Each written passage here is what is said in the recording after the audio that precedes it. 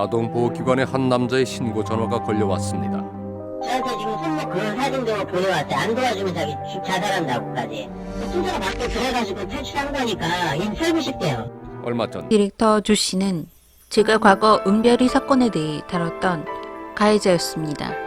조 씨는 자신에게 조금만 빌미가 잡히는 연예인을 비롯해서 자신의 얘기를 올리는 블로거, 기자들을 고소했습니다. 조 씨에 대해 밝힐 것을 결심한 사람들은 대중에게 이름과 얼굴이 알려진 배우들이었습니다. 배우들이 용기를 낸 이유는 바로 후배들이 자신이 겪었던 고통을 똑같이 당하지 않게 하기 위한 것이었습니다. 박은석, 정호영, 최희 등 배우들은 그 남자를 멈추게 하고 싶다는 마음에서 카메라 앞에 서서 캐스팅 디렉터 조 씨에 대한 만행을 밝혔습니다. 이렇게 한두 명도 아닌 수십 명의 배우들이 조 씨로 인해 괴로웠고 지금도 괴롭힘을 당하고 있다고 하는데, 배우들과 캐스팅 디렉터 조 씨 사이에는 어떤 일이 일어난 것일까요?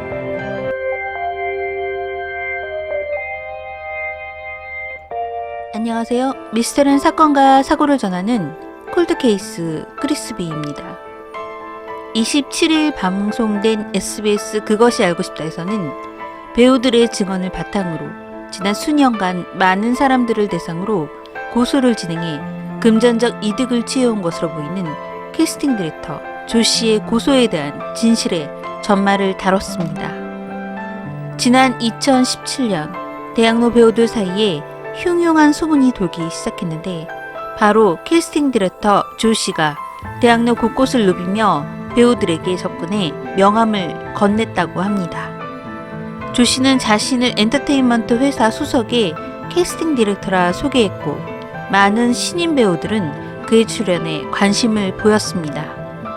조 씨는 자신과 미팅하는 배우들에게 유명 감독의 대본을 보여주는 방법들을 통해 많은 배우들과 친분을 만들어갔습니다.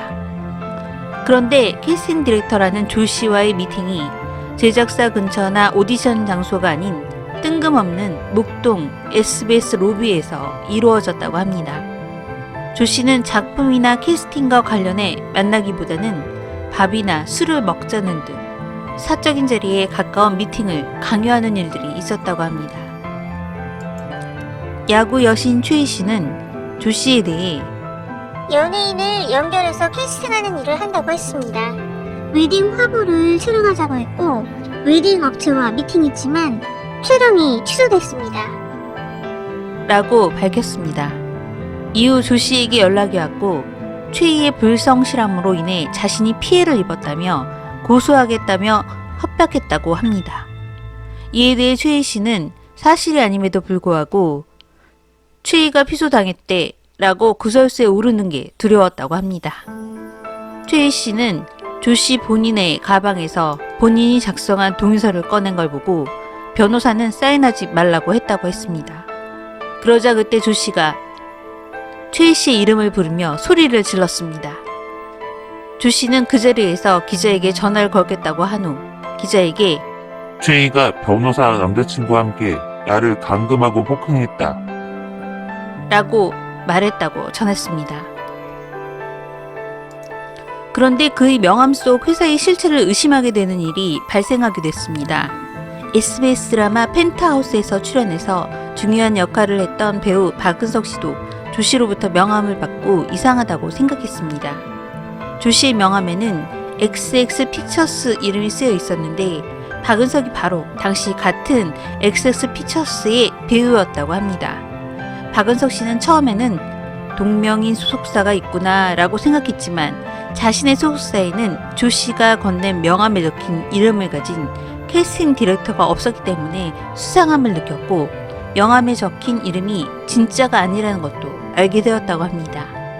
박은석 씨는 자신이 받은 대본을 돌려주는 과정에서 조 씨가 지나치게 화를 내는 등 의심스러운 행동을 계속 보이자 이 사실을 다른 배우들에게 알려야겠다고 결심했습니다. 박은석 씨는 당시 함께 공연 중이던 연극 배우들 단체 채팅방에 조 씨를 조심하라는 글을 최초로 올렸고, 이는 대학로 배우들 사이에 퍼졌습니다. 그러자 과거에 비슷한 피해를 입었다는 배우들의 증언이 속속들이 나왔습니다. 그런데 이후 대학로 배우들은 줄줄이 고소장을 받게 됐습니다. 조 씨가 단체 채팅방에 참여했거나 글을 옮긴 배우들을 찾아내 자신의 명예를 훼손했다며 일일이 고소했습니다. 이후 조 씨는 비판하거나 동조한 배우 수십 명을 차례로 만나 사과를 요구했고 고소 취하를 빌미로 합의를 종용하기도 했습니다. 당시 조 씨가 제안한 합의금은 적게는 수십만 원에서 많게는 수백만 원에 달했습니다. 적은 수입을 받는 대학로 배우들에게는 너무나 가혹한 금액이었지만 많은 배우들이 조 씨의 합의 종용에 따르기도 했습니다. 그것은 신인 배우들은 아무런 잘못이 없지만 연예계 활동을 위해 작은 흠 하나도 조심해야 했기 때문에 조 씨와의 법적 분쟁에 휘말리는 것은 두려운 일이기 때문이었습니다. 조 씨는 배우들을 만난 자리에서 자신의 명예가 실추되어 정신과 약까지 복용할 정도로 고통스럽다는 호소를 했고 본인의 이미지 훼손으로 일이 끊겨 경제적인 어려움까지 겪고 있다고 말했습니다. 조 씨는 이런 이유를 들며 배우들에게 바라는 것은 바로 합의금이었는데 조 씨가 합의금을 종용하는 방법이 남달랐습니다. 조 씨는 매번 수백 장에 이르는 서류를 들고 다녔는데 그 서류는 다른 사람들이 쓴 사과문과 합의서였습니다. 또한 다른 피해자들이 자신에게 잘못을 인정하는 음성 녹취나 무릎을 꿇고 있는 사진 등도 가지고 다녔습니다. 조 씨는 신인 배우들에게 이런 자료들을 증거로 내보이며 자신은 무고한 피해자가 확실하니 합의금을 달라고 종용했고 일시불이 안 되면 다달이 나누어 내라고까지 당당하게 요구했습니다. 그리고 합의를 거부하는 배우들에게는 자신의 명예훼손 사건을 언론에 기사하며 괴롭힘을 이어갔고 배우의 집에 직접 찾아가 행패를 부리다 접근 금지 가처분 신청을 당하기도 했습니다. 조 씨는 변호사를 사칭하며 합의금을 요구하기도 했는데 그것이 알고 싶다 제작진에게 먼저 접근했지만 정작 제작진의 인터뷰 요청에 제대로 답변하지 않았습니다. 조 씨는 방송계를 잘 이해하고 있었던 것으로 보였는데 어떻게 출입이 엄격하게 통제된 방송국을 자유롭게 드나들 수 있었을까요? 방송국 보안요원은 출연자 기념으로 성우로 보고 입찰을 해드렸죠. 성우라고 자신을 말하더라고요. 근데 어느 때부터인가 사내가 아니라 외부로 나가더라고요. 혹시나 무슨 목적 때문에 오셨냐고 물으니 바로 성우 출입증을 꺼냈어요. 라고 말했습니다. 이후 보안요원은 조 씨를 수상하다고 생각하고 주시했고 그가 목격된 것은 1층 카페였는데 젊은 여성들이 와서 항상 대화를 하는 모습이 보였습니다. 조 씨는 성우로 일을 했던 기록 또한 SBS 방송국에 남아있지 않았습니다. 지상파 방송국 성우 국회 임원은 이분은 성우가 아닙니다. 2013년에 국회에서도 협회에서도 회비 미납으로 제명이 됐습니다. 라고 증언했습니다. 2019년 말 조 씨는 캐스팅을 시작해 2020년 5월 촬영을 종료한다는 영화를 배우들에게 대본을 보여주기 시작했습니다. 하지만 영화 관계자는 저희는 캐스팅 디렉터를 두지 않았고 매니지먼트사에서 연락 오는 사람들, 프로필을 주고 방문하는 사람들을 주로 대상으로 진행했습니다. 라고 전했습니다. 영화 관계자는 대본을 보더니 이 대본이 맞는데 이건 뒤가 없는 내용이고요. 전화번호나 이런 건 조연출이나 감독 연락처가 사실 기입이 됐는데 게다가 영화사 이름을 빼버렸네요. 오디션 장소도 저희 프로덕션 사무실은 정확히 기입이 되어 있는데 이분이 캐스팅 디렉터라고 써놓은 문서에는 오디션 장소 약도가 빠져있네요. 라고 지적했습니다. 신인 배우 A씨는 사실 절실한 사람들이 되게 많았어요. 순간적으로 이 사람 말 들으면 잘 될 것 같고 이런 기대 심리를 이용하는 거라 생각해요. 라고 얘기했습니다. 조 씨와 법적 분쟁 중인 매체 기자는 기사로 인해 자신의 신상이 노출됐다면서 소송을 제기했습니다.